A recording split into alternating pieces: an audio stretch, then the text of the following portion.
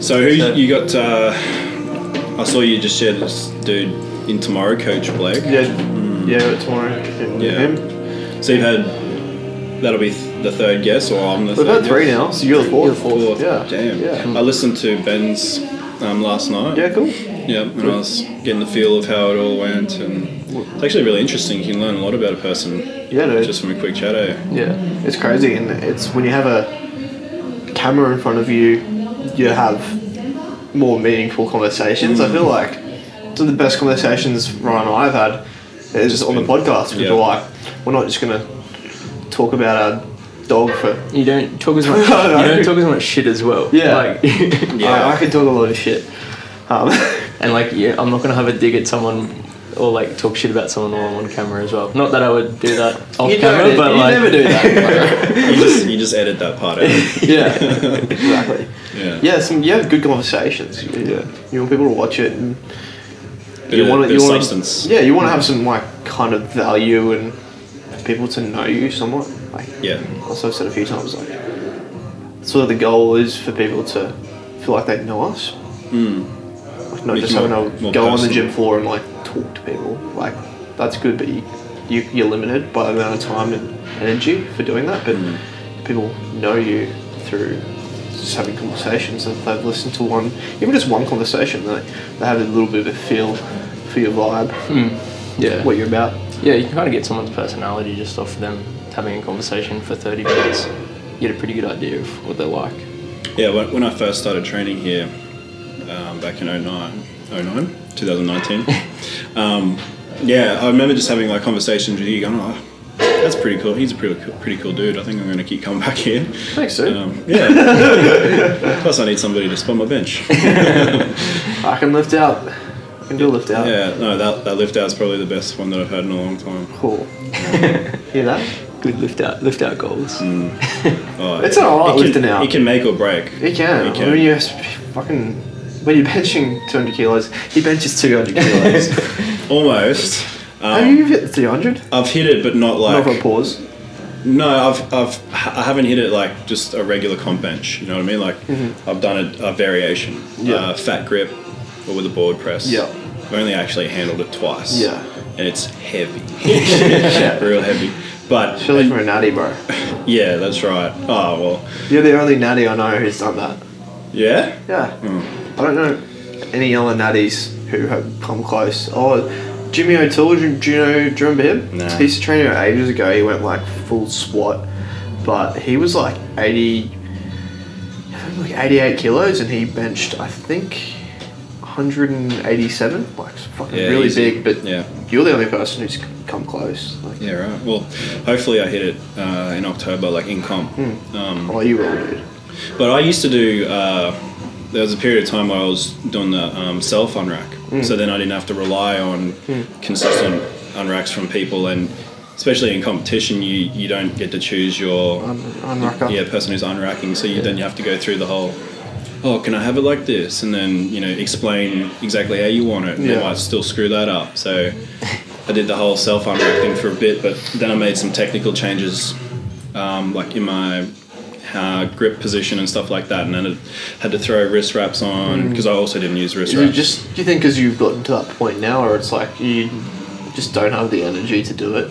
I feel like it's surprising. Like I don't bench anywhere near what you bench, but like just that unracking is like that's a lot of energy that you could be like when you're pushing for every extra kilo. Yeah, well, for me it was more the position that my hands and wrists were in just couldn't actually support that lifting the bar off because they're quite cocked back, whereas before they were more stacked, and I could do that.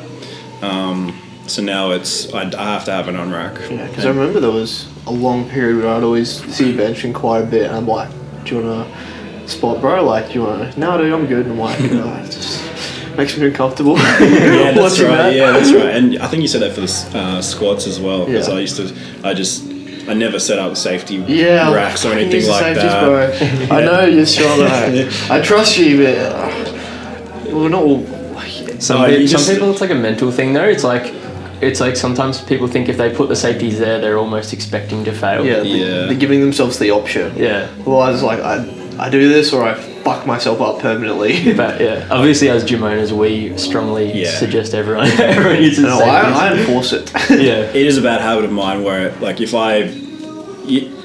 you never know, you could screw up the rep or you could hurt yourself or whatever, and it's always best to have the racks up. But I'm like, in my head, I'm like, I won't use them if I'm comfortable with the weight that I know I can, and I will put them up if it's like, the weight's getting up there now. But I think even if you're comfortable with it, you should just do it, because it's just having that consistency. Like, yeah, I agree. You know, you don't want to feel like you're closer to the rack or having all these variables change when you get to the heavier weight. Like, you're better off just doing it, having, being the same distance from the rack, exact same thing every time. Yeah, not having any variable that you can control. That's you're making it different when you're heavier. Like, just one less thing to think about. You know? Well, yeah, that's the thing. And most of my squatting and stuff and benching is done out of combo racks now. So your pins are already there, so you can't, and that's a thing I really liked about this gym. Was the first gym I sort of trained in that had like comp specific equipment and plates and that sort of stuff, so that came in handy for peaking for competitions. But so it's not 1% extra actually lifting the way you're supposed to lift. That's right, like you said, one less variable that you don't have to worry about. Some plates can be pretty far off, bro. Oh yeah, some plates can be like 1-2 kilos off, and no one realizes that. And it's like, I don't like really saying it because I don't want people to be overthinking it, but it can make a difference. Like, sometimes when I was benching a lot, like, I don't do a lot of barbell bench anymore, but I could feel it sometimes.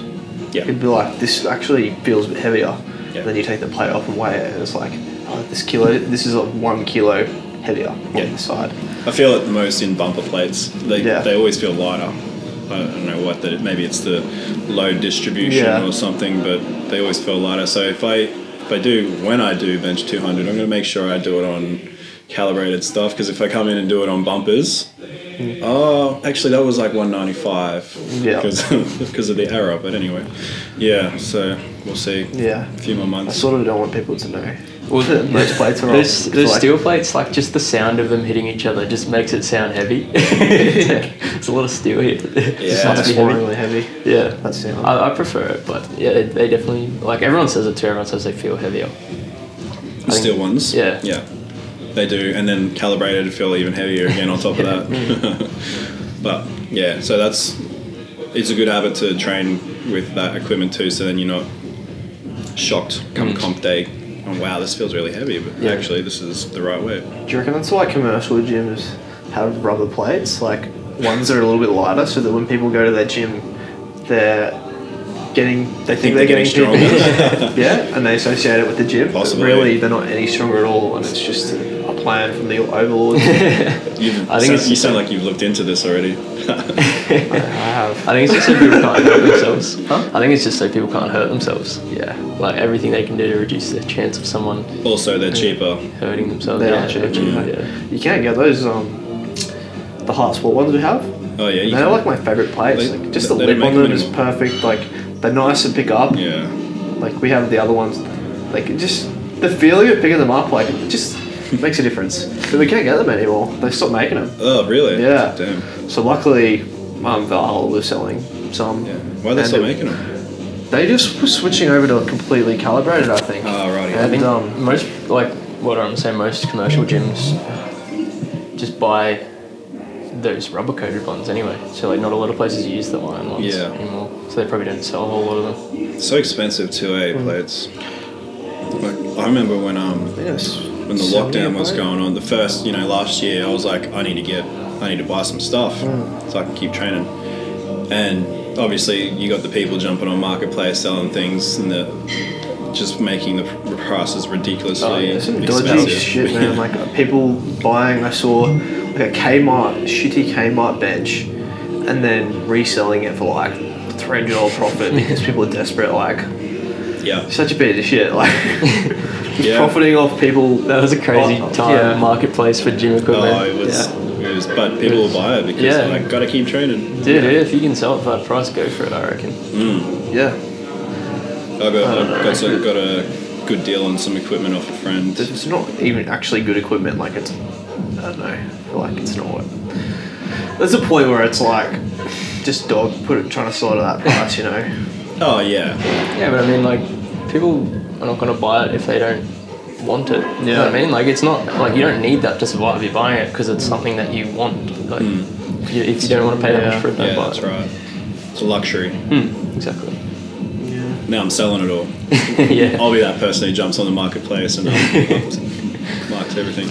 I know the guy who owns Aussie String, and he said they sold 6 months worth of like stock in 6 weeks during COVID. Wow. Crazy. Good time for them. I don't know whether you want people knowing that, so maybe come back. We really benefited off of the economy's suffering. That's your. It's not his fault. It's just lucky. No, yeah, it's just the luck of the draw, huh? Yeah, it's not like you put the prices up or anything. Yeah, it was the same, and people just went mad because they wanted it. Yeah, it's just people on, reselling shit that were like taking advantage of it. It's like that fear of missing out too. It's like people hear that everyone's selling out of gym equipment, so like, oh shit, better get online and buy some gym equipment before it's all gone. Yeah. But like, you weren't even in the market for it before. Yeah, that's right. I wonder if they even use it. But it's good to just have it in case. Yeah. Better get it now before no one has any left. Yeah, I actually bought a combo rack, like a full-on. I had a comp specified, or the dimensions were actually like IPF specification, custom made, for a good price. And then I was set. Had that at home. Good squat and bench out of that. Had my dad made up a platform for me, and I could deadlift at home as well. And so you made it all like you got off Marketplace? Did you say? The only thing I got, no, I didn't. You just I don't think I got anything from Marketplace. I just bought some stuff before everything. Like I bought. Did you know it was going to happen? Like no, it was like just during the rush. I bought a barbell. Oh, you mean the rack? Yeah. Yeah, I had that made. No, I had that made. Oh, it was like after the lockdown actually. When I think about it. It was a long time ago. Yeah, that's right. It was over a year ago now. I think for the main lockdown, I just went out and bought like a shitty little one from some store on the south side, and that was enough to get me through. I just had a barbell, and borrowed some plates from somewhere. Did you get any plates off us? No, didn't. How did you find training at home during the lockdown? It's a bit hit and miss. Yeah. I still got the sessions done, but like motivation was really low on some days, and other days I was like, hey, I've got some pretty big numbers here today. I'm pretty pumped. But it was kind of good because I was also studying full time, so it was a good way to mix up the day I'd try to study, and then good time to train, and then go back and study. But I'm the worst studier. I'm like, I'm studying, and I'm not really studying. I'm just looking at my devices. But thankfully, study's almost over. I'm almost done. Then you're a pilot? I'm already a pilot. Oh right. Yeah, that's my past career. Yeah. I'm in a new career now. So my undergrad was in aviation. I think you've told me this. Feel bad. Yeah, no, it's. I try and keep track of everyone's. Don't try and keep track of me. There's just too much to know. My undergrad's in aviation. I did that at Griffith Uni, and then did the commercial pilot license directly after that. So I did that, and I was working at Qantas for 3 years. Were you flying planes for Qantas? I wasn't flying for Qantas. I needed to do some additional training to fly the airliners. Yeah. But it was going to cost like $40,000, and I didn't really have that kind of money. Yeah. So I was planting the seed to get them to, sponsor me and put me through the training. And was that like being Indigenous? Would that help with the? Well, that's how I got my foot in the door with Qantas. So I did an internship through the university, and I was working at Qantas like one day a week kind of thing. Then I graduated and just started working there like indefinitely, and eventually they said, yep, all right, we'll put you through the academy, we'll pay for your training, we'll chuck you in the intake that's there right now, and then we'll be good to go. And then I don't know how, it must have been almost immediately after that COVID came. Yeah. And shut that down real quick. That plan, and then they let 6,000 people go, and I was one of them. But kind of at the same time, I was working at Nudgee College on the north side as a boarding supervisor.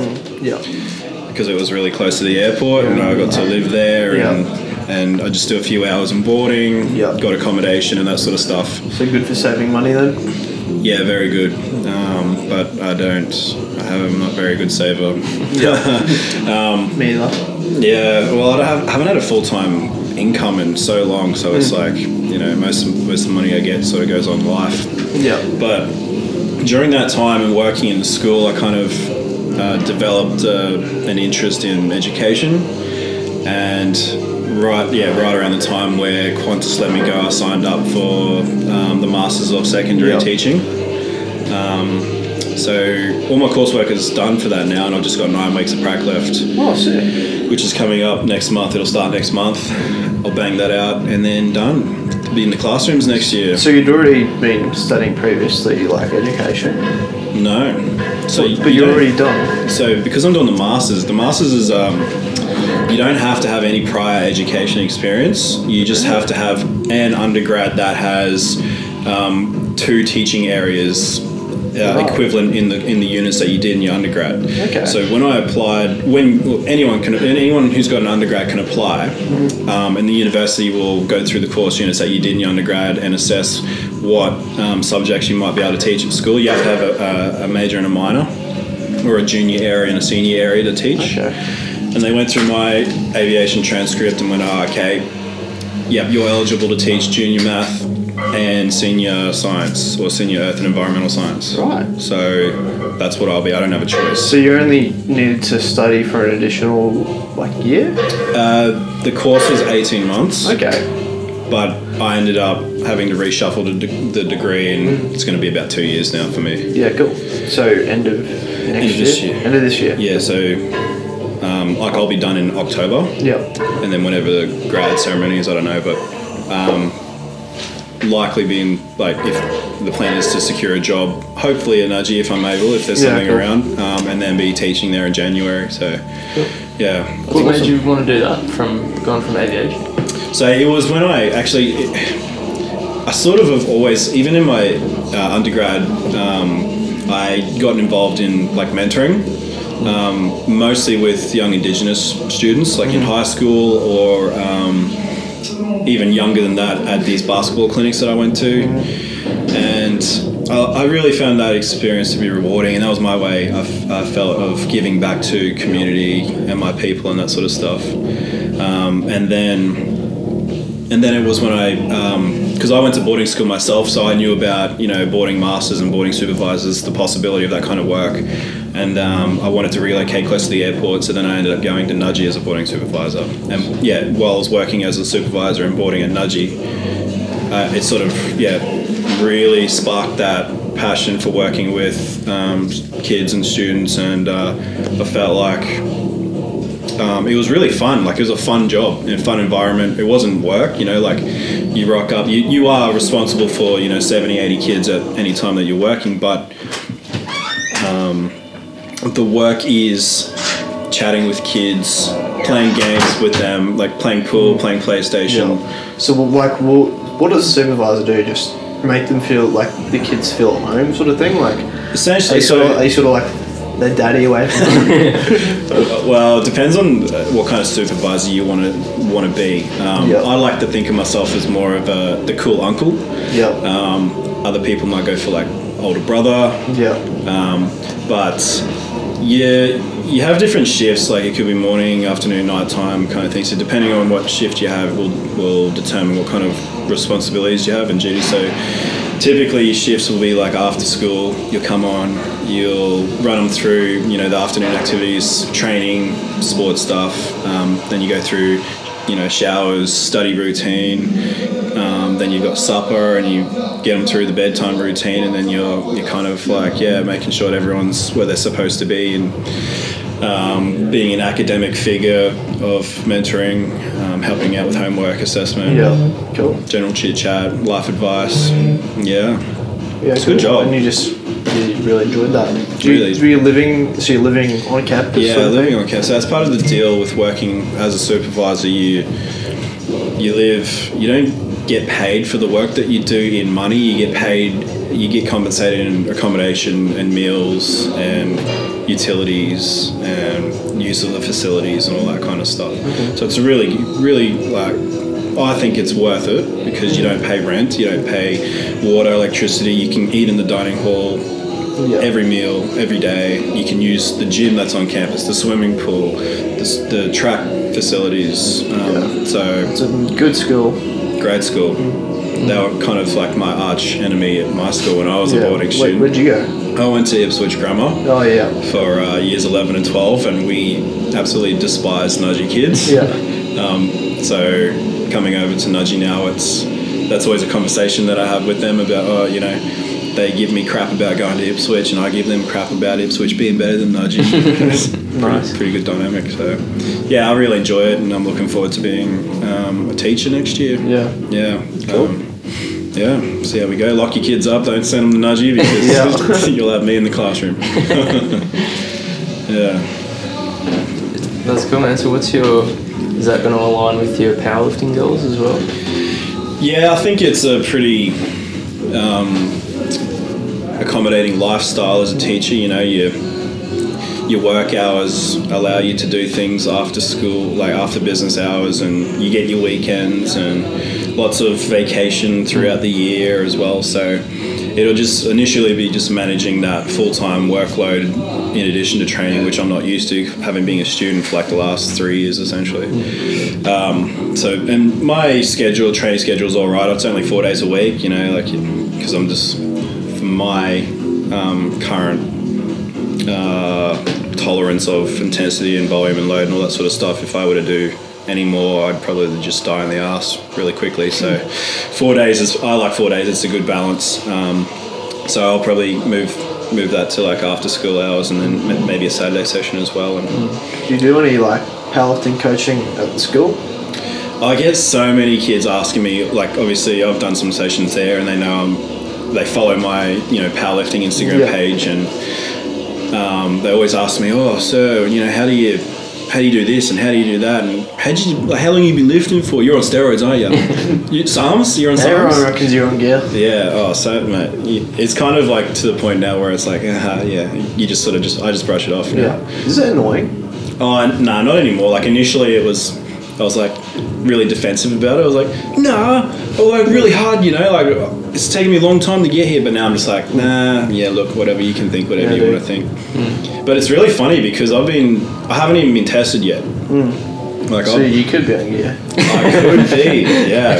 Do you want to test me right now? You got a testing kit? No. I actually want to get tested. Just listen to this before we start the podcast.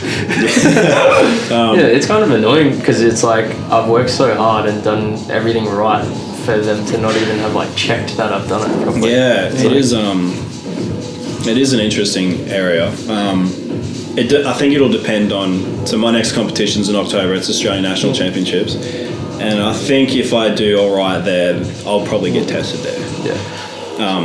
But it is very randomised. Like my last competition was the state championships, Queensland State Championships, and there was a tester there, and he literally he grabbed people in my weight class who had like 100 kilos less on their total compared to me, and tested them instead of me, kind of thing. So it's very randomised. Like it could have been me, it could be anybody. Just depends on who they choose. You got back knee and got veins popping out of everything. Veins on veins. But I actually kind of want to get tested. Everyone, I reckon, a lot of people assume everyone at a certain point is on gear. And it's not even that high. Like a lot of the people who don't lift just assume people that are like stronger than them. They're just like you're on gear, or like I'm not a huge guy, but I've had people are like, you're on gear, like you must. It's usually the people. Like this is very achievable. If you just commit to it. Well, what they don't see is how long you've actually been training for and the work that you've actually put in. Like I'm 29 years old now. I first started lifting weights when I was 15. 14 years. I didn't get into strength specific training until 2015. So that's 6 years. Yeah, 6 years. and I had a pretty good foundation by that point, you know, because I'd been lifting for 10 years essentially. What were you training for then? Was it more sport specific, or you just enjoyed it, or? Yeah, I was bodybuilding. It was for rugby league. Okay. And this is another thing that I was listening to in the Ben Mayfield Smith podcast about his rugby league endeavours. I had the same thing. Really? I started playing footy when I was 4 years old. Yeah, wow. And it's rugby league is a massive thing in the community I grew up in, and I was like, you know, from my earliest memory, I just wanted to be a professional rugby league player. I wanted to play in the NRL, and I pursued that really hard. Got to 15, and I was always the smallest guy on the field, short guy. You know, I'd have everyone running at me because I'd look like a weak link in the pack. Yeah. And I got to 15, and I was like, nah, I want to, you know, I'm going to hit the gym because I want to get bigger, I want to get stronger, faster, whatever. And then sort of just kept doing it for that. Sadly, rugby league didn't work out for me because of injury. After I graduated from high school, I went to East Tigers in their Colt squad. Ended up rupturing my ACL before I was 18. I was 17 still, like just out of high school. Had to get a knee reconstruction, did the rehab, came back. The season after, I went to Ipswich Jets and played a season there, and then the season after that, pre-season, I did my ACL again. And had the second reconstruction on the same knee, and I was like, oh, look, rugby league's great. I really love this game. I had a real good crack at it, but there's more to life than football. And I really do not want to have a third knee reconstruction because what is my life by that point? So I started thinking about career more at that point. How old were you when you decided to put rugby on the back burner? So I made my first decision to take a leave from it in 2011. So 2011 was my second reconstruction, and I was like, okay, I'm done. Yeah. Then I ended up getting a job in Emerald working in a coal mine in 2012, and I played country footy there just for a bit of fun. Hurt my knee, but I didn't hurt my other knee, but I didn't actually have any structural damage. It was just whatever it was. Yeah, just get mine. Yeah. And then that was it. After that season, I didn't play it again, but I continued to go to the gym because by that point I was like, oh, I like, you know, building muscle, I like getting stronger. I don't want to give up going to the gym. And then a year later, I signed up for the aviation degree, moved back to Brisbane, joined the gym there, and didn't really have a purpose for my training. You know, I was training, but didn't have anything I was training for. Wasn't playing footy anymore, kind of just going in, doing bro sessions. I was at a bit of a crossroads. I was dabbling in weightlifting, CrossFit. I did some strength stuff as well. Like Olympic weightlifting? Yeah, but self-taught, like I didn't have coaching or anything, so I was kind of just like really cowboying it. You're very self-taught, hey?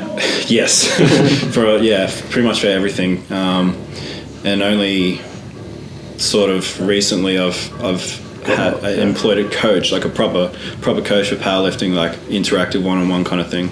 What did it take for you to like finally make that step of like getting some help with it? Because you're obviously very capable training your own. And did you get to a plateau?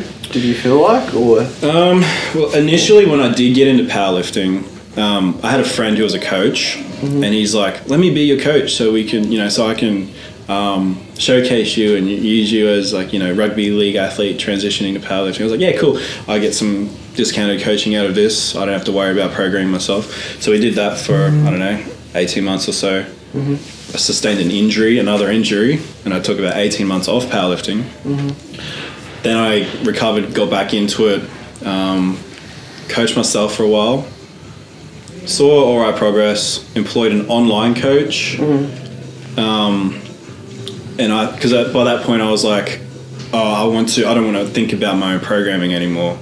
I want to put it in the hands of someone else because I've got that bias. I'm going to program things that I like and not program things that I don't like, when I should be programming those things I don't like because they're probably the things that are good for me and what I need. So I left it in the hands of someone else. But it was online, it was cheap. I just get a program once a week. there wasn't much feedback. I still did that for like 18 months. Made all right progress, got me to a point, and then I thought, well, I can actually be decent at this sport if I had some solid coaching. You know what I mean? Like, I hadn't actually had a coach where I'm talking with them consistently, that I'm getting live feedback, I'm getting... It's a big difference. Huge difference. And so made that decision to ditch the online and go for somebody who was based in Brisbane. And yeah, huge progress, made huge progress just from working with somebody one-on-one. Yeah, because I remember when you started training here, I think you maybe had an online coach, and you just had like a very unique way of squatting. You remember? Yeah. Like, it didn't look bad, but you were like, yeah, this is the best way for me to do it. Like, yeah. You were very convinced that you'd finally found the best way to do it for you. Well, at the time, so... And now it's quite different, isn't it? Okay, so there's a few points I can comment on that. So, because of the knee reconstructions, I found a way to squat that avoided any discomfort in my knees, and it wasn't pretty. And not super effective, but it was what was most comfortable for me. So it's essentially like a super wide stance, really hip hingy. I knew in my head that's not great, and I need to change that. But for now, this will do. And that kind of led to me actually working with somebody one-on-one personally here in Brisbane, because I was like, I need to do something about the squat. Like, my bench and my deadlift are respectable, but my squat is actually lagging, and it's not technically sound, and I'm not going to progress unless I address those issues. And can actually start making some good progress with that lift. So I found Kelly Mann's an ex-phys here in Brizzy, and I'd been following her for a long time, and I was like, if I ever do see somebody about it, I'm going to see her, because she's, from what I've seen, highly knowledgeable, great results from all the clients she's worked with. And so I actually started initially just seeing her for my squat, and then, I don't know, after like 2 or 3 months, I was like, all right, you can coach me now. I want to do this. Very apprehensive. Yeah. Did you have bad experiences with coaches, or you just felt like you had made the most progression just by being intuitive and listening, like, with your own training? No, I had pretty good progress with coaches, to be honest. For me, it was more an affordability thing, because pretty much for all of my coaching, I was a student, a full-time student. So I couldn't afford to have, the expensive coaching as a luxury. That's why I did the online option, because it was affordable for me. It wasn't the most effective, but yeah, interesting. That's what I could afford. But I, after now experiencing, because you got pretty far on your own. Like doing a lot of stuff your own. Like, you did get to a very high point. A lot of people wouldn't get that far without getting some help.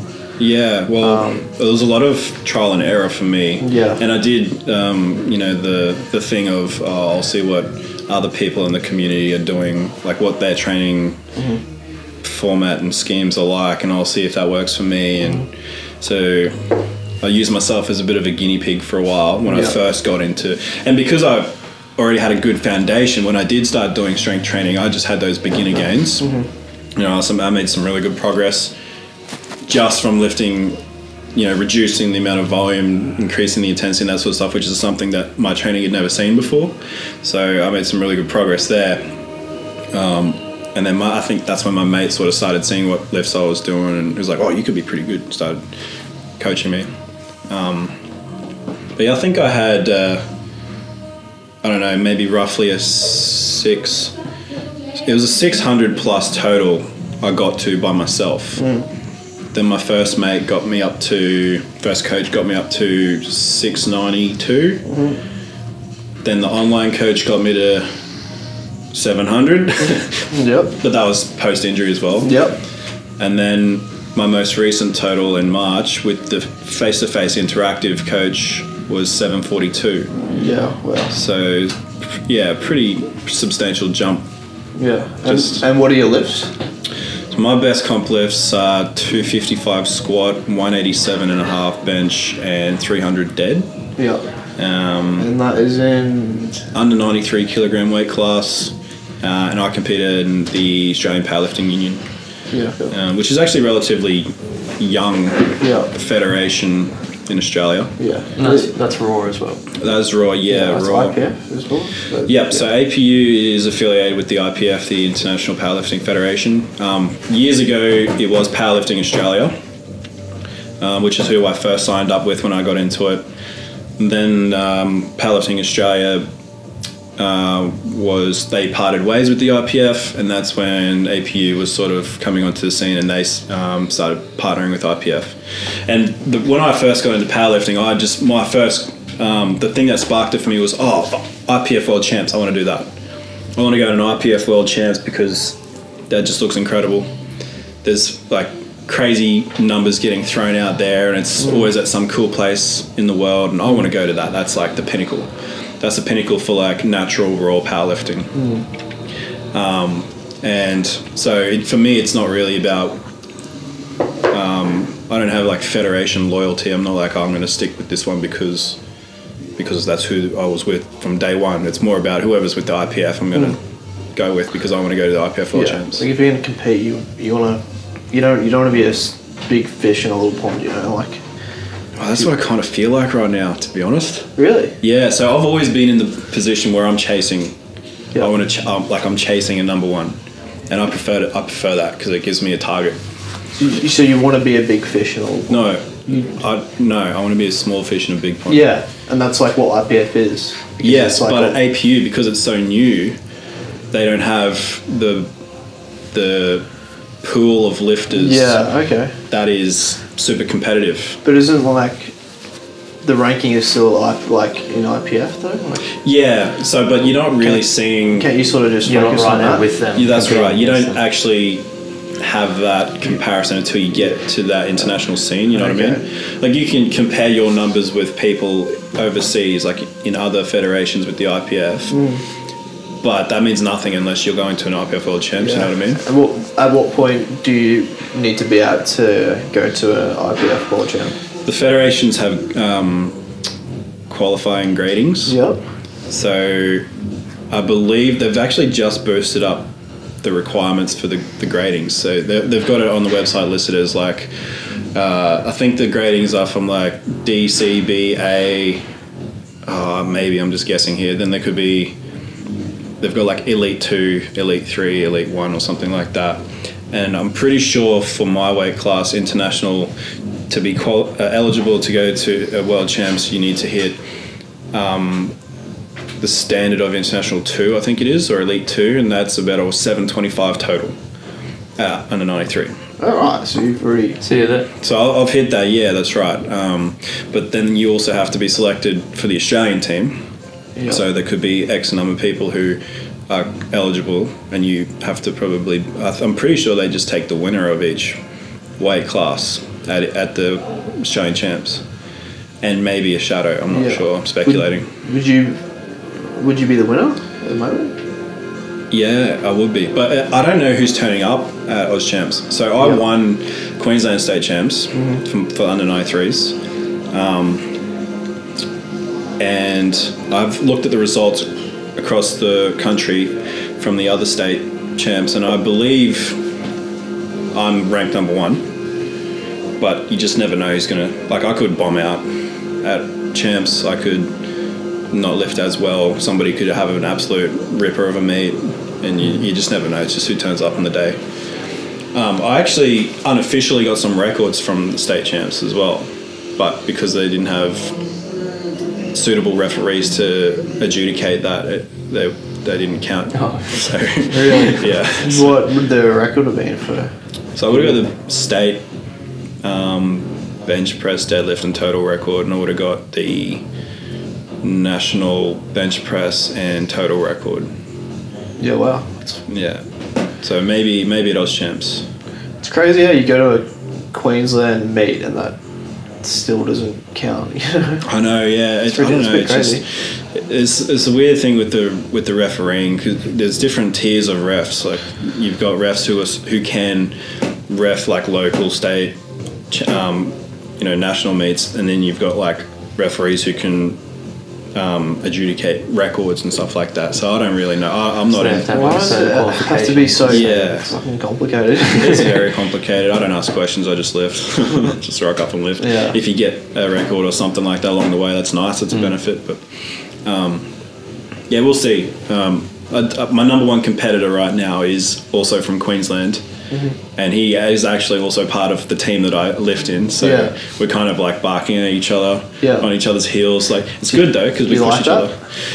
At the start, I was at first. So he actually joined the team immediately after the state champs. Yeah. And I was like, I don't know about this, but I've come to like it because he's a good guy, and we push each other. You know, like we both have. Different strengths, and I like the competition. Like, you know, like I was saying before, this is the first time I've been in this position of being number one. Like I've always been the person who's chasing. Yeah.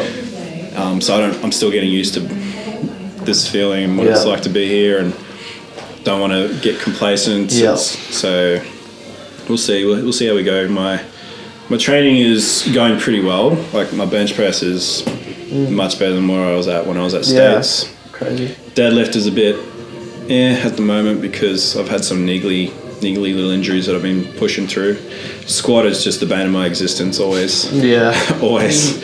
Like I made some good technical progress, but also, you know, had some knee pain that I was dealing with, so I haven't actually been able to push that too much. So, but got some big expectations, like or some big goals for Nats. Hopefully knock on the door of 800 kilos possibly as a total. We'll see. It just depends. Pretty crazy. That's a big increase. Yeah, it is a big increase. Yeah, it's a very big increase. But coach thinks it's possible. Yeah. And I'm not going to argue that. I'm just going to do what I'm told. Yeah. Do what's on the program, rock up and try my hardest. Yeah, you're right, massive increase. And no one's done that in any federation in Australia naturally in the 93 kilos or equivalent. So it'll be the first time in Australian history. Yeah. Hopefully there's a ref there that can write that one down. you would imagine so. Hey, it's at a national level, but you just never know. But yeah, that'll be one step closer to the goal of IPF World Champs. So if I do take out number one. So yeah, we'll see. I think next year, maybe this year. I'm not going to make it for this year, but it's in Sweden. The next one's in Sweden, IPF World Champs. Just like, how cool is that? Like, go to some crazy place and some weird part of the world and just lift. Yeah, some exotic training locations. Yeah. The strongest people in the world.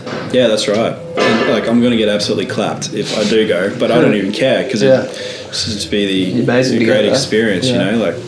Must be cool just like walking into that place and just like everyone around me is like the strongest people from their country. And it's crazy. Like I follow all of these people, you know, on Instagram and see what they're lifting. I'm just like, wow, these people are just so crazy what they're lifting. It's just phenomenal. But yeah, and you just don't know what their backstory is either. So, do you reckon there's any fake natties? No, just get away with it. It's funny because I'd say obviously you just don't know who unless they are testing frequently. Yeah. A lot of the top dogs are getting tested pretty frequently, but every now and then there'll be like an international world champs, and then somebody will win and they'll get busted after the fact. Yeah. I think the last one I recall was Brett Gibbs. You know Brett Gibbs, Kiwi lifter. Been competing on the world stage for I think 10 plus years, under 83 kilo lifter, incredibly strong, like 800 plus. Yeah. He, I don't know when it was, a couple of years ago, came second to some dude from another country, and he's like, oh yeah, fair enough. And then after the comp, old mate who came first got done for PEDs, and then Brett was like, oh, okay, by default you win now, and he was like oh well, that sucks. Yeah, it's not like a nice way to win. It's almost, I don't know, wouldn't be as satisfying. Yeah, it's like, oh well, he outlifted me though. You just get an email. Oh. Yeah, that's literally what happened. He got an email. Yeah. An email. Not even a phone call from Arnold Schwarzenegger. It's like on the day, like everyone there is like celebrating this like competition and the winner and stuff, and then it took away like that moment for him. Yeah, it's almost like, oh, he doesn't have it, so you can have it. Like, that's exactly what it's like. So it does happen, and I think that's part of the reason why Powerlifting Australia ended up parting ways with IPF, because the CEO wasn't satisfied with the amount of drug testing that was happening in certain places, and so they went off and Rob Wilkes created World Powerlifting, and that's a rival to the IPF, and then APU joined IPF. But look, I don't really care. Like, if that happens to me, whatever. Like, I'm not even going to get to the world stage and win that. That's just ridiculous. People in my weight class are totaling like 900 plus. You know what I mean? Like, I'm not even at 800 yet. So I just want to go there once and experience it. And then I can say that I've done it. You know, like the reason I signed up for powerlifting, I did it. You know, tick, done, and I'll be satisfied. But yeah, we'll see how we go. Plenty of time. I'm still young in the sport. You just enjoy the process. That's right. Yeah. Hopefully, my body doesn't fall apart during the process. Yeah. That's good. It's the same sort of thing we're talking about, Ben. About. Yeah, it's just like you got to enjoy the process, you know. Yeah, he's not there for trophies or anything. Like it's a nice thing to get a bit of recognition for your efforts, but like mainly just enjoy the trip and like where it takes you. Yeah, absolutely. Enjoy the training. You learn more about yourself as well that way, I reckon. Like these, I get medals and stuff from comps, but whatever. Doesn't mean anything to me. Like, back in the lab, back in the training, and enjoying. That's him. That's his medal. APU gold. That's why he does medal. it. Yeah, right there. Yeah, be another one for his other shoulder in October. Yeah, fuck yeah. But yeah, you're right. It was the conversation about extrinsic and intrinsic motivating factors, like. Yeah, what do you do, what you're doing kind of thing. And for me, it's, I've had this thought, I'm not really sure, initially I wasn't really sure why I did it kind of thing. It was more like, I just like lifting, whatever. Then it was more like, I want to go to IPF World Champs. And now I'm still not really sure why I do it, to be honest. I couldn't even tell you, like I just enjoy training. It's good for my mental as well. And I just like the feeling of being strong. I could never do bodybuilding because I like food too much. I like food too much. So people often confuse that. Oh, you do bodybuilding, don't you? Is weight cuts anything you have to worry about, really? I have had in the past, like recently, because You got pretty big. I got pretty. By big, you mean fat? Yes, I did. You're a little bit chunky. That's okay. I was more than a little bit chunky. I was very round and wriggly. That was another COVID fault. I didn't have to let myself get there, so it was a pretty good excuse. Well, you know, I was like, screw this. I'm eating whatever I want, and you know, I fell into the trap of sometimes day drinking as well. Yeah. So. You got nothing to do.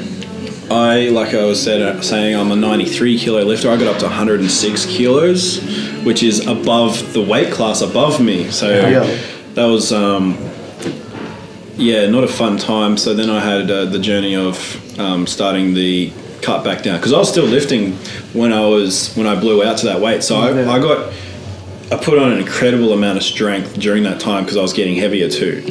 And then it became a matter of, now I need to maintain this strength and bring my weight, like cut 13 kilos off, which is hard to do. How much muscle mass did you add in that time? Yeah, I did add. I haven't done, you know, scans or skin folds or anything like that, but visually, I did put on a bit of muscle. Yeah, you've grown, man, definitely, and like lost just so coming here quite a bit.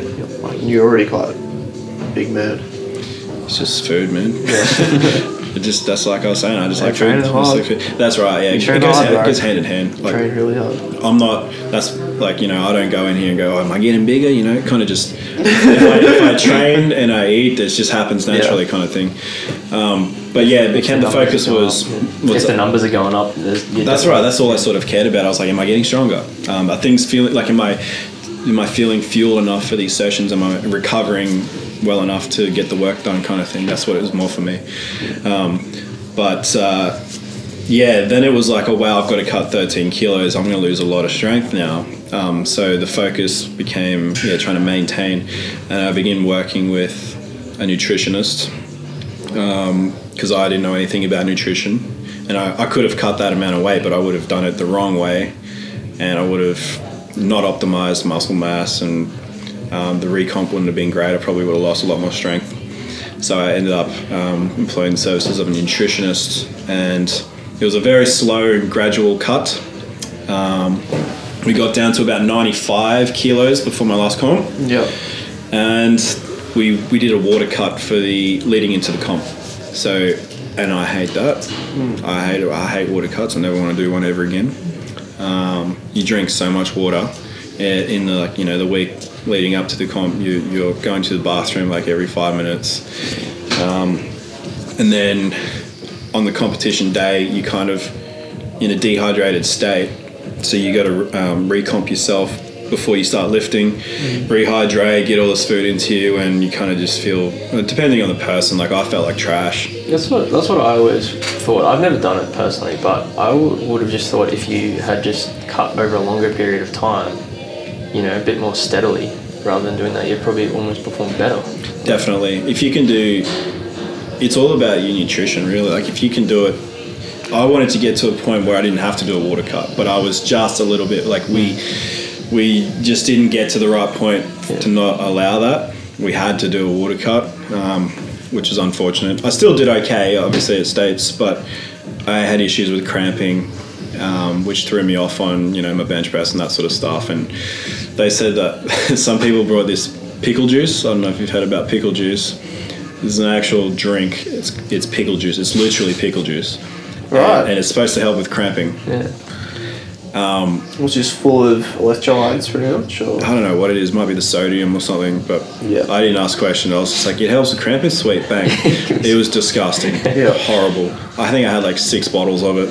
Right. So do they get the jars and they just drain out? They just take the pickles out? I don't know how they make it. I honestly don't know how they make it. But it's legit pickle juice.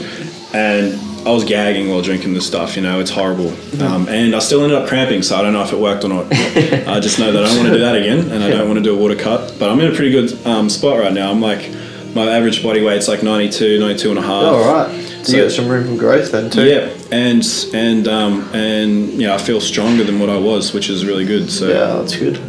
The thing that suffers the most with weight loss is your bench press. Yeah. Like that's really. Yeah, that's the thing. That's the thing that you lose the most amount of strength on first. Right. The bench press. So for me to be in a position now where my bench is stronger than what it was when I was 106, I'm really happy with. Why is that? I don't know why. I couldn't tell you. But you felt that, or is that just like a known thing? It's a known thing. Like you ask most coaches, industry professionals, they'll tell you when you drastically lose weight, bench press is the first thing to go. Deadlift is relatively unaffected, and then squats will be the next thing to go. But because of the gradual weight, like the weight loss was so gradual, it was over 12 months. I didn't notice any loss of strength, which was good because that's what I was worried about. I was really happy. I got my bench press up to like 190 plus. That was not in a competition. That was like, you know, training at home or whatever. And then I was like, well, now I'm going to cut 12 kilos and that bench press is probably going to lose the same amount of strength, but it didn't. So happy about that. And yeah, big 200s on the radar. That'll be an achievement now. Yeah.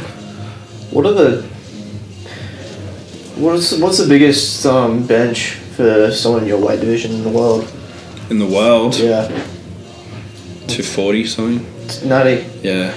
Is that the record? I couldn't tell you what the record is off the top of my head. I just know somewhere in that region. I just know the biggest bencher is a dude named Jonathan Keiko, under 93 from the USA. He's repping 200 plus on the regular, like 220, 230 singles, like strong guy, very, very strong guy. No one's out benching him. I'm not getting anywhere close to the bench record, nowhere near it. Even the Australian, like, so for the APU, this is what I was saying before about the pool being smaller for the APU. I've essentially unofficially got the bench record, but in Powerlifting Australia, the bench record for the 94 kilo class is like 227. Really? Yeah, it's huge. No one's even breaking that for a long time. Yeah, fine. So, who was that? It's a guy named Caleb Boyce. I've heard that. Yeah, I think. He trains here. Does he train here? Yeah. Yeah, or I haven't seen. I don't think I've seen him here before. Yeah, but, he trains here. Yeah. Yeah. Oh wait a minute. Is he the short, stocky? He's a Islander. Yeah, he is. Yeah, true. Yeah, but he's not PA anymore. I think he's not. He's GPC now. Yeah. Yeah. So he used to do PA, and he had the bench. Yeah, he's got the bench record. When did he switch over? Couldn't tell you. Yeah, true. I don't have him on socials or anything. Yeah. But yeah, all the record, like PA's been around for much longer, so that's where all like the natty lifters would typically compete. PA, but what would it take for you to get near that record? Like, why do you say you can't be done? It's just going to be time. Just time. Like, yeah. It's like just training for that bench for like 10 plus years. Yeah. Like he's a fair bit shorter than you, so like. Levers hold a lot more. Yeah, levers and just hold. Yeah, you can hold a lot more muscle mass. I don't know what his like training background is. I don't know how long he's been training or what his prior sporting history is, but like it's pretty cool to think we've got him training here and yourself. Like oh, you got some incredible people and athletes who train here. We've like tried, like we have all the equipment, which is awesome, but it's like. A lot of gyms will like go out of their way to try and have the strongest people in the country train at their gym. Yeah. And we haven't like really tried to do that. It's just like happened. People flock to you. Yeah. No, it's just really cool when you think about it that they want to train here. And I don't really think about that too much, to be honest. But I know we have strong people, but that's pretty. Yeah. When you think about it, it's fucking. I'm not close to breaking any records at PA. I think it's. Just what you're doing is awesome though, regardless, bro. Yeah. Oh, look, like you were saying, I'm enjoying the process, and if that stuff comes along the way, then awesome. That's just a bonus. But yeah, it's more about having fun. Like, because I'm investing so much time and energy into it, I want to make sure I'm enjoying it, not like having all of these expectations and then the pressure's on, and then I'm like, I'm hating this now. But I need to keep going because of all of these other, people expect me to do this and I need to hit that. So, and if I'm enjoying it, then I'm having more fun. And when I'm having more fun, then I'll perform better and, my lifts will feel better and I'll look forward to each training session and, just liking it more and you perform better, I feel. Yeah. I feel like people who don't train can't really understand like why you do, Yeah. What's enjoyable about it, Why do you put so much time into it? Yeah, so much time, energy. Your session, 3 hours? Are you kidding me? Do you not have a life? The physical toll it can take, Yeah. I feel like there's for some people it's something that they do, because they feel like they have to not get fat or like whatever. And then other people, it's like that's your hobby, like that's what you enjoy doing in your free time. Yeah, so and you're good at it too, like because you enjoy it and you like to do it, so you get good at it, and it's like a skill. Yeah. Well, I was lucky enough after my last comp. My coach has a business called Performotion, and they actually sponsored me after the competition. So 3 top lifters from that comp who won their weight classes in the state were sponsored. For me, that was like an incredible achievement because it's like that was a bit of a payoff for all of the hard work that I've been doing, since I started lifting essentially. So it was like a bit of a return on that's awesome. What I put in. Like, wow, I've just seen something. Like, not only did I win that competition, I also got sponsorship out of it. People appreciate it, Yeah. want to have you part of their team. Yeah, that's right. Do you feel like you just felt more a part of it when you got sponsored, like of that team? When you, or not really? Well, the team's great. Like everyone's super encouraging and supportive, and like it's such a good. It's the same thing here. Like everyone gets around each other. You know, it's the same thing with the Performotion team. But I guess it was like, oh, you're sponsored now. You're, you know, the real deal. You got to turn up to your sessions, kind of thing. So it added more pressure, but at the same time, I kind of like pressure. Yeah. You know, like I could have a shitty meet prep, like a shitty prep, but I'll turn up in the day and I just can handle. I just like the pressure. I feel like you have to for powerlifting. Yeah, you just flop if you don't. Yeah, you have to. If you're just in your head and you're like focusing on all those like external things, like am I going to do it right? Am I going to hurt myself? You're not going to do well. There's so many people like that though. Yeah. Especially initially, like when they first get into powerlifting. But that's about developing mental resilience and all that kind of thing, and you know, you quickly learn that it's all about your mindset, particularly on competition day. It is hard to turn those voices off, but you know, coming from a sporting background of, you know, rugby league, I played at a high level, so I've always really loved those moments of it's make or break kind of thing. 50-50, I played in many grand finals, you know, hanging, you know, the games down to the wire, and like I just live for those moments. It's such a good feeling, that like adrenaline rush, that like massive adrenaline rush, not just like a little one, but just like really being sort of like on edge for like a long period of time. Yeah, it takes you to another place, like in your performance, that is, like it really takes you to another level in what you're capable of, I feel. Like sometimes I don't even know like I'll just go out and next thing I know I'm walking backstage, like I've done the lift and I'm like, oh, I don't even recall doing that lift, but cool. You feel awesome. Yeah. So Eddie Hall had a similar. Have you listened to Eddie Hall about when he did the 500 kilo deadlift? No, but I've seen that video a lot of times. It's on the playlist outside. Yeah, he talks about like he worked in the lead up to this. He knew in his head before he was doing the deadlift, like in the lead up, he can't do it. Like he knew that he couldn't do it, but he was like going to give it a red hot crack, and it was all about money kind of thing. Like because he was in a bit of a hard spot for money, and this would really help him. Yeah. And he was like, I'm not going to get this, but I'm still going to try. But he started working with a sports psychologist about his mental game. Yeah.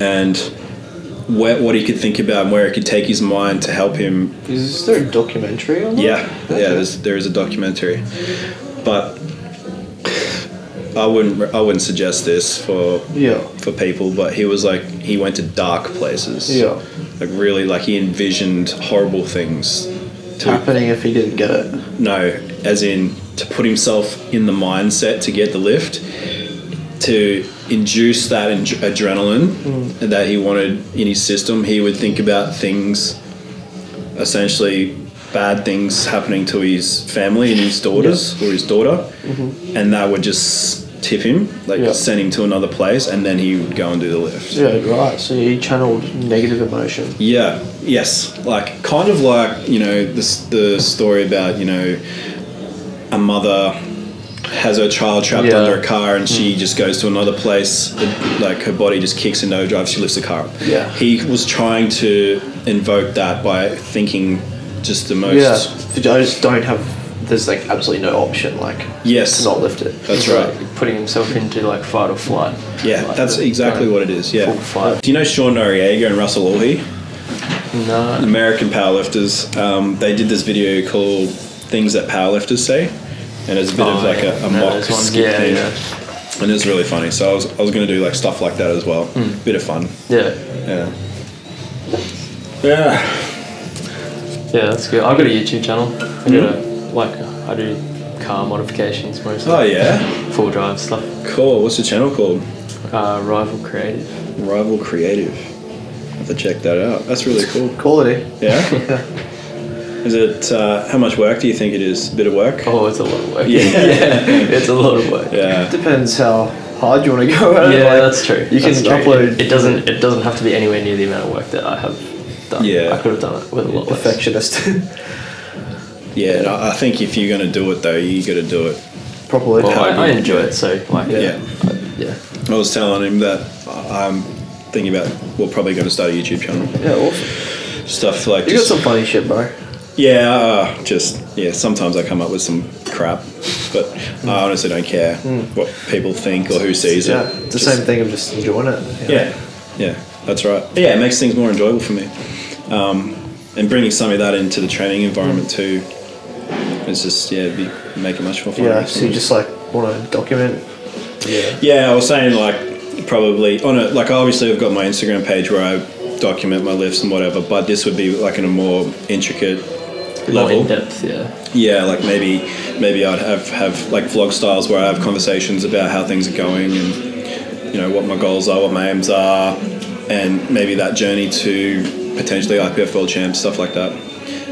Like a series maybe. And also place to put silly videos. Cool. Yeah, I've got some things in the pipeline that I'm working on. Yeah. It's cool to watch them back because, like, I don't know, personally, you don't really realise like how much you forget about what happened. Because I watch some of my older ones back sometimes and I'm like, wow, I didn't remember that. I completely forgot about this whole thing even happened. It's crazy to capture that stuff as it happens. Like, your memory is so faulty. Like, how you remember a lot of things is like not actually how it went at all. That's right. And like, you're just like piecing it back together.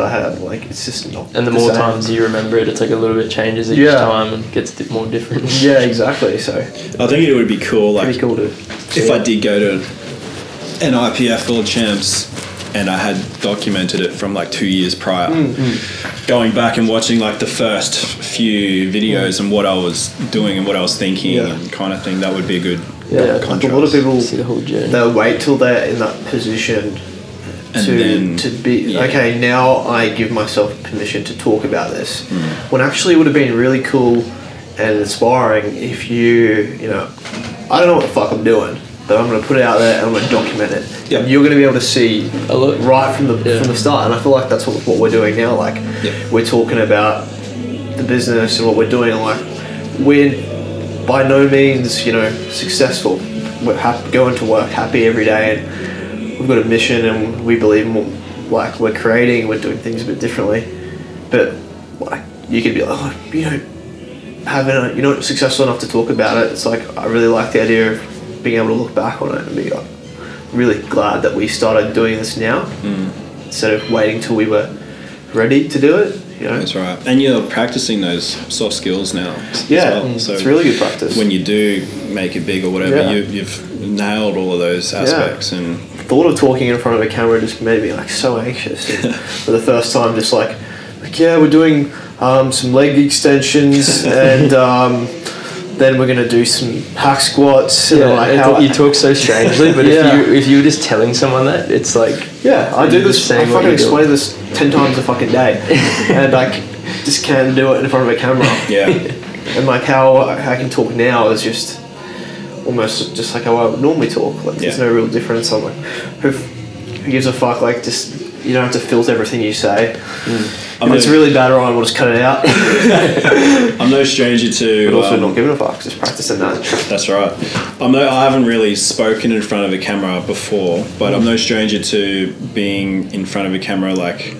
In your stories and stuff. In my stories. I've been doing that, I don't know, if you've gone through my Instagram. I've been following the journey. Like, back from when I first started, I remember when Instagram first brought in the video feature. Like, I was on Instagram before it was just pictures. But when they first brought in the video feature, I just thought it was the coolest thing because I can upload stupid stuff. Like, I could do little skits, and it sort of, like, so I've always sort of been in front of a camera like that, but never like serious. It would be cool once you do that. Because you've always like enjoyed that and you've wanted to do that already, but when you're actually like, now I'm gonna actually put the time in to make it a real thing, it'll be cool. Like, you get so many more ideas once you start doing it. But you're like, oh, I don't know if I can do this, but once you start, the ideas flow, like, oh, we could do this, or we could do that, or the hardest part is just getting it started. So I can really see it taking off for you. Well, it'll just depend. Like, I don't want it to. If you commit to it, you know, you just I'm committing. But that's not why you're doing it though either. You just do it for fun. I'm doing it for fun. But like I was saying, I record my sessions, every training session pretty much. You know, like I upload it to some socials. So like, why not just do a little bit extra and put it on YouTube or whatever and have a bit of fun with it. Like I was listening to Strawberry Kisses by Nikki Webster in the car yesterday, and I was like, I'm going to make a video to this, and it's going to be funny, and people are going to laugh.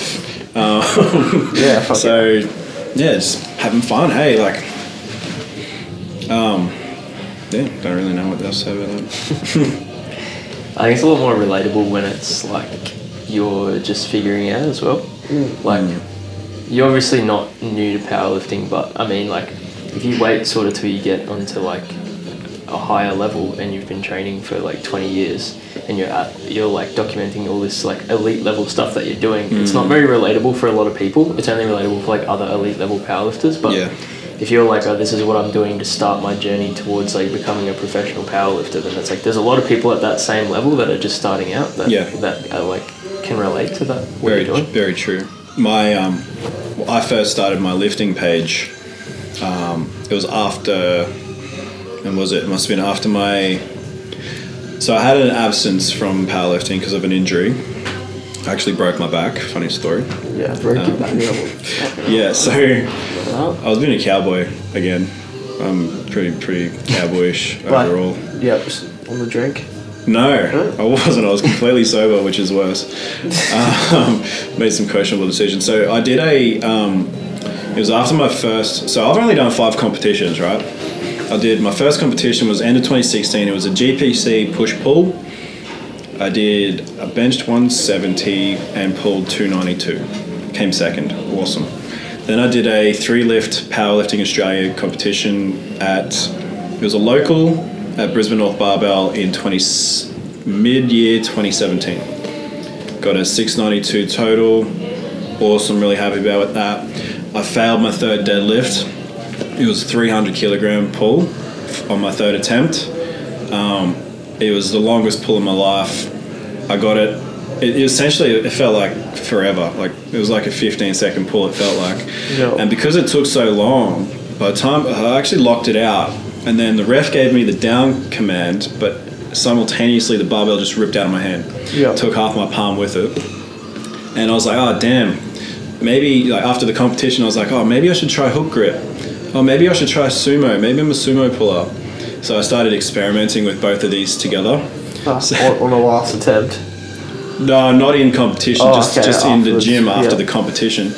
And I didn't have any training, like any coaching. I had a coach, but he didn't know anything about sumo hook grip. So this is something I was just doing by myself. And after a while, I was like, all right, now I want to start building up my pain tolerance and my hook grip. So one day I'd planned to go into the gym and just pull heavy singles until, like, just keep going up in weight until my hook couldn't take it anymore. And I could deal with the weight that I was pulling conventional fine. So I was like kind of complacent, and I was doing it beltless because I was like, whatever, this isn't proper lifting for me. I'm just doing hook and whatever. And I worked up to 270 for a single. And I had this thing in my head where I was like, all right, sumo's slow off the floor. You just have to be patient, stick with it. It will come up. So set my hook, start pulling. It's very slow. It's very heavy. I'm like, this is the part where it's very slow and heavy. Keep going. Got it up to maybe just below my knees, and my back gave way. Like, it pulled me forward, and there was like a click, and dropped the barbell, a bit of pain. Couldn't unload the bar. I had to get my mate who worked there to unrack it, unload the bar for me and everything. And being me, a student who didn't want to invest money into finding out what happened and all that sort of stuff, I kind of just was like, we'll see if it gets better. And it didn't get better. I was still hurting after a long time. I couldn't really bend over. I think maybe a month later, I tried to go to the gym and squat. I had 60 kilos on the bar, and my back was like giving way in the hole and everything. And after maybe... So did you train at all in that time? So squatting, you tried squatting with a broken back. Yeah, well, I didn't know I had a screw. Like, I didn't know what the extent of the damage was. Yeah. I was just like, oh, my back's hurt. whatever, it'll get better. And I was just waiting for that. And I think it must have been, I had like 2 weeks off because I was literally bedridden for about a week. And then I had maybe 2 or 3 weeks off training entirely. And then I went back to the gym, started things really light and see what I could handle. Couldn't handle much at all. And then maybe 3 or 4 months later, it was still bugged. My back was still screwed. I was like, I need to do something. So I went and got an X-ray, and it had shown that my vertebrae, I had 2 anterior fractures on my L2, L3 vertebrae. So essentially what had happened when I was pulling sumo, my spine collapsed on itself, like forwards. So if this is your spine like that, it collapsed like that, and the 2 vertebrae crunched on each other. And I didn't get an MRI or anything like that, but I sent the report off to like my friend who could interpret the report. He's like, this is what it says. You've most likely got like a slipped disc or a herniated disc or something like that as well. And I was like, oh, cool. Didn't do anything about it because broke student. And so I kind of just like trained around it, accepted like this is my life now. I'm just going to be in pain forever. I'm just going to have a screwed back. There goes my powerlifting. How did we not touch on this earlier? I kind of skipped over it. Not important, whatever. Broken back, still. But yeah, I was like, this is just how it is now. Like, guess I'm not powerlifting anymore. Guess I'm not doing any sport ever again. I'll just fluff my way through the gym and do whatever I can. And it was like that for about 12 months. And my back was still like not letting me do anything. And then I started a stretching routine of all things. So I had my dogs and I'd take them to the park, let them run off, and I would just sit there and stretch for like 20-30 minutes, go through like a full body routine. Then like 4 months later, my back was healed. Wow. So you've never had surgery? Never had surgery. I didn't follow up. I didn't do anything. Didn't see anybody about it. Just had my X-ray. That was it. Did you believe that you could heal it? No, I accepted it. I just accepted this is what it is. And I still had pain like 12 months later. So I was like, this is me now. And I didn't stretch for like, I didn't start thinking, if I stretch, I'm going to fix my back. I just started stretching because I was like, I need to stretch more. So I started. Some weird little voice just told you to start stretching. Yeah. I don't know what it was. I think it was like, I was feeling tight or whatever, or something. I heard about something. I was like, I really should start stretching, because I used to play footy and I stretched all the time and I was flexible. I could touch my toes, and now I'm stiff as a bloody rock and I can't do anything. Broken back. Yeah, I've got a broken back. Yeah. That's insane. 20, what was I, like 22 or something like that. 22. It's crazy, like you just surrendered. Yeah. And your body healed itself. Yeah, I just completely submitted my will to the higher universe. So the universe healed you, bro. It literally fucking healed you. Were you specifically stretching your back or just stretching? No, just everything? my full body. Yeah. Like I would literally go to the park, let the dogs go, start from my calves, work up, quads, hammies, glutes, lower back, everything, go through the whole full body. Do it like twice through. I did that every day.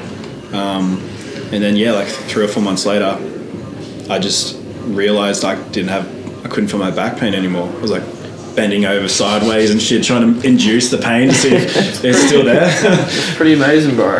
Yeah. That's fucking crazy. That is crazy. And I was like, I can go lift heavy again. So started powerlifting again. So how long before you started doing deadlifts again after? So did you wait till like you couldn't feel pain anymore, then started deadlifting again? Or so were you deadlifting? Even when my back was screwed, I was still deadlifting. I was just doing very light. To like a weight that I didn't feel it in my back, and I knew there was like a threshold where if I go any heavier, my back's going to feel this, so I just didn't do it. And then after I like felt like I didn't feel it in my back anymore, I started like testing the waters a little bit. It was mainly the squat and the deadlift where I felt it, which is 2/3 of my sport. So I was like, anyway. So I started testing the weight a little bit more. Like I didn't just, go crazy straight away. I was like, just slowly see what this is like. And I was like, yep, I don't feel anything. Cool. Yep, I don't feel anything. So kind of just started ramping up my training, and I was, got back to where I was pretty quickly. It's crazy how much strength your body maintains. Hey, even though I wasn't lifting like a fraction of what I was prior to the injury, just the constant stimulus kind of kept that strength there. Everyone assumes they have a little break that they've lost their strength. Yeah, and it's all you keep so much. You do. Your baseline's there. It's just the way you wake it up, I guess, and peak it. But I'd say, I think it was like, if I did the injury in like August or September of 2017. No, that's not right. Yeah, I think it is. When did I do my first comp then? My next one after the comp might have been like October. So it was, it must have been about a year later I did the comp. Can't really work out the math right now. But I trained for about 6 months after I realised I'm good. Trained for about 6 months and I did my return competition. Yeah. It's fucking it takes so long to get to this. Like, it's like you wouldn't have almost spoken about it at all. It's the most amazing thing. I broke my back once and healed myself. I literally fucking healed my broken back. Like, if you went to a doctor, almost certainly they would have told you to get spinal surgery and you'd never be the same again. Like, like that's a lot of the time. That's probably. I'm not a doctor, but a lot of the time it goes that way. It's just like, yeah, you're fucked. You need surgery. Yeah, I guess my ignorance saved me there. I was like, I ain't finding out what's wrong with me. I'll just deal with it. I'll just suffer in silence. It's really always a funny conversation. Inspiring to be ignorant, man. Yeah, people should be ignorant more often. Maybe they should. It's always a funny thing when people, like, if we get talking about powerlifting or whatever, and I'll go, oh yeah, well, I can't remember if that was before or after I broke my back. And then they're like, what? You broke your back? Yeah. So it's always a funny topic conversation. Jazz broke her back too. Really? Yeah. Damn. Squatting? Yeah. Shit. Okay, looking forward to talking about that on the podcast. After we have Jazz on the podcast, we will have had 3 people that have broken their backs. It's a common injury, damn. Amongst the sanctuary it is. People come into the sanctuary and they heal themselves. The back's miraculous. That happened when you came here, bro. Yeah, I walked in here in a walking stick. Came out with an 800 kilo total. Definitely putting that in the little intro for the episode. It's incredible. It is incredible, man. Yeah, it's just funny, like how I was stressing over, hard for a long time because it was very, it screwed with my mind a lot, because I was a very active person, super competitive in every sport that I did, wanted to be at the best level and be competitive at the best level. And then that injury just debilitated me, absolutely crippled me. And I literally couldn't get out of bed for just over a week. This is how I woke up. This is how I got out of bed. I'd wake up, roll onto my belly, throw my legs off the side of the bed, and then just slide off like a worm. And that's how I got up out of bed every day. Jeez. Yeah, so I don't feel anything now. My back's just fixed. It's just it's fixed. That's it. I have no explanation. I can't tell you how or why. And stretching might just be a happy coincidence, but it worked for me. So I love that. Yeah. And it's, again, now something that I should start doing because I don't stretch. Yeah. So stretching saved your life. I did want to get into yoga for a bit. Did do it for a little while. And you're probably doing some form of yoga unconsciously. Probably. Yeah, you're right. I do stretch sometimes, but not that often. I want to add it to my routine. Yeah, I thought after healing yourself, you thought you would have kept it up. You're right. The universe, he's not stretching anymore. Better break his back again. Works in mysterious ways. But I'm just I'm not pulling sumo ever again. Yeah, not unless I have, proper. So what happens when you do sumo, guys? Sumo is cheating, and it'll break your back. It'll break your back. No, I was I was cowboy in it, beltless, didn't have any coaching. Oh, your old pulls, 270. I have no idea what I'm doing. Yeah, that's a lot of weight to be moving. Yeah, so it was just silly. I deserved it, to be honest. But you learn your lesson. You've learned many lessons through your lifting career. I've actually been lucky injury-wise with lifting, except that's pretty much the only injury I've sustained from lifting.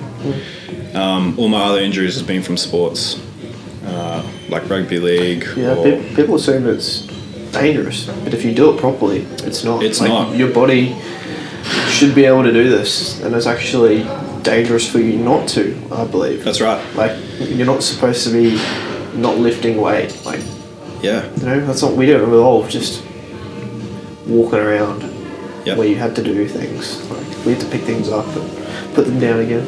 Yeah, like, you know, that's why old people get into lifting, because they go, oh, you know, it's good for functionality, it's good for your bone density, you know, muscle retention, all that kind of stuff that you want to maintain as you get into those older ages, because it makes life better and it improves your longevity and that sort of stuff. But by that time you get to that age, it's almost too late. Yeah. So you should be doing that at a much younger age. And it's frustrating that they don't know that, and I think a lot of old people are conditioned to be thinking it's going to do more harm than good.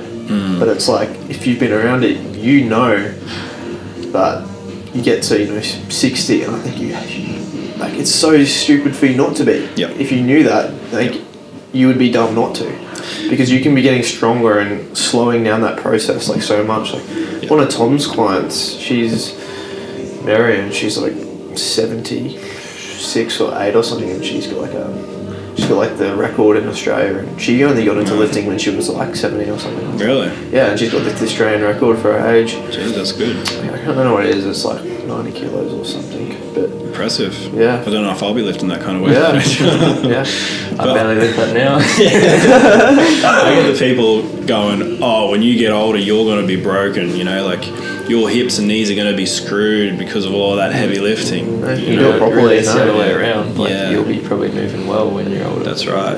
Yeah, that's right. If your body is designed to move like that and shift weights, and if you're doing it safely, like with the correct technique, it's not going to. And the reason people get hurt is because they do it incorrectly, or they're pushing themselves too hard, too fast, kind of thing. So if you do it smart and safe, then there's no reason why you can't do it for the rest of your life and reap the benefits of it. Yeah, I feel like you learn how to move your body properly from lifting heavy, like, because you don't have a choice to like lift that weight without having yourself. You get it up or you get squashed.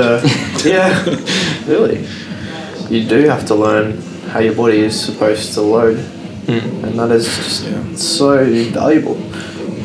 Yeah, you figure out, like, if my knees are pointed this way, it hurts up here, or if like my ankles are like this, then it hurts. Like, so you have to do it in a way that is like optimal. And you find out that everything's linked as well. Like, if you've got an issue in your hip, it could be stemming from your foot or your. It's not actually your hip. Yeah, that's right. It could be an imbalance or a technical flaw coming from somewhere else. That's obviously something you're not really going to know as a novice lifter. But a lot of people learn that it's not actually, your problem isn't actually the tight muscle itself. That tight muscle is due to something else being weak. Yeah. And it has to tighten up to protect you from hurting yourself. Yeah. Further than that. Yeah. One thing I haven't really done, what's your views on, like, you know, remedial massage and stuff like that? I'm pretty big on it, Yeah. That's one thing I've introduced into my, like, recovery regime when recently. Did you start? Like 3 months ago. Yeah, wow.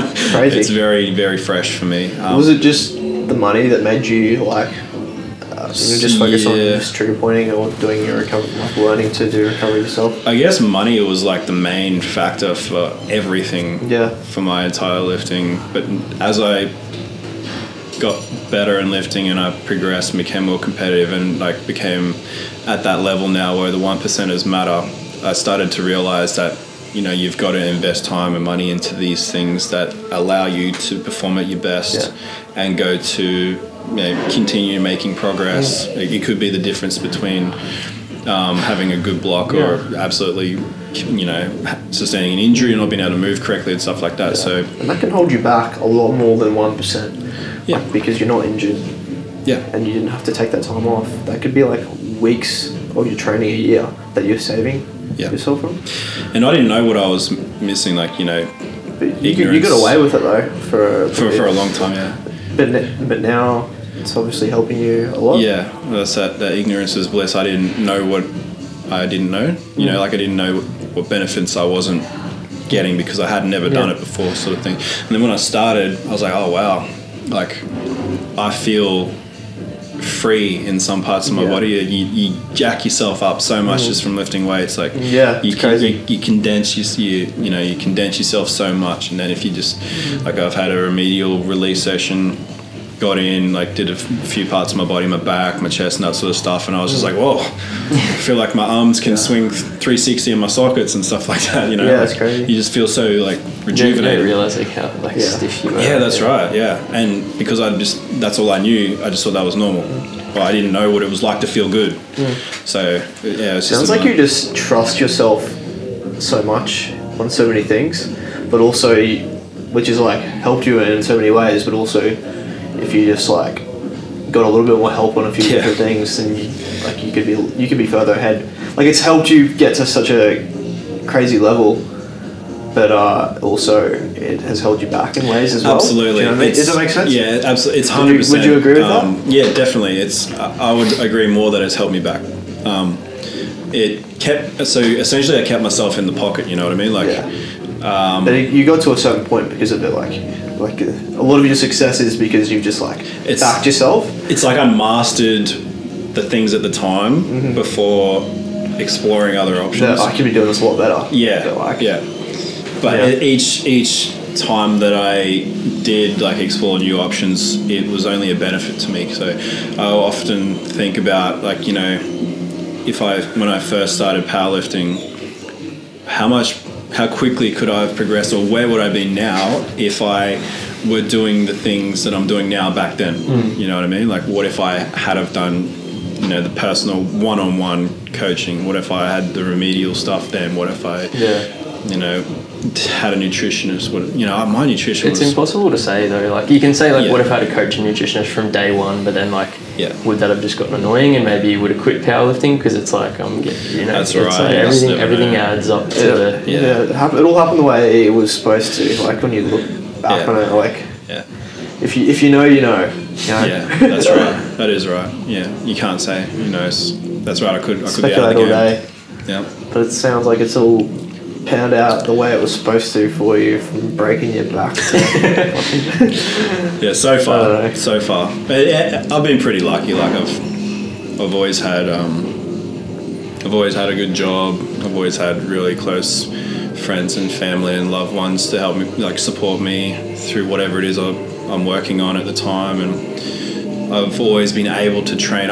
Besides injuries and stuff, I've always had the ability to train in a gym and have like that's it's a privilege really. Like not everyone has that. So I've been really lucky in getting to where I am right now. Super appreciative of that and hope that it continues. I don't see myself powerlifting for forever. It's definitely in my mind. It's a limited time only thing. A lot of stress to place on your body. It is. It's more of a time thing. You know, like some of my sessions are 3 to 4 hours long. You know, when I get to a point in my life where I have kids, for example, I'm going to be able to have 3 to 4 hour sessions. That's not going to happen. Like I can go to the gym, and I'll probably will still train in the gym because I really like it. But I'm not going to be able to do 3 to 4 hour sessions. Yeah. I'm not going to be able, like by that point, the work that I'll be required to do to keep improving, I'm not going to be able to maintain. Interesting to learn about what you can put yourself through and come back from. It's actually a really good reflective opportunity too, because like you know, people go through whatever and they get to a point and they don't actually realise what they've gone through to get to where they are. So it's a good reminder. And it's not until you have a camera on you that you like actually have a meaningful conversation. Like it's almost like therapeutic in a way. Like some of the conversations you have when you've got the camera there, because you're not just gonna like talk about meaningless shit. Absolutely. I was about to go see my psych right now, but I don't need to now because you just came to the sanctuary. Free therapy. You just looked within because you came to the sanctuary. Yeah. Oh.